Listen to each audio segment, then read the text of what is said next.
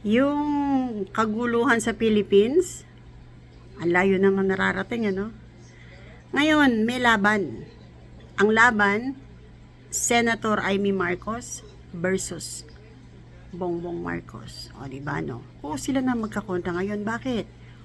Kumampi o derechahang ipinagtatanggol ni Senator Amy Marcos yung pagkakapakulong ng administrasyong Marcos, or Marcos to Marcos, kay Tatay Digong sa Netherlands. Hindi ba? Nandun nga siya, di ba?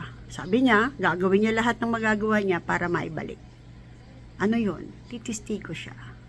Ano gagamitin niya? Yung nangyari sa Senado. O, di malakas, ano? Mga under oath yung lahat ng yun eh. Tapos, sino kinakalaban niya? Si PBBM. Sino magwawagi? Yung Amy Marcos o yung nagpakulong?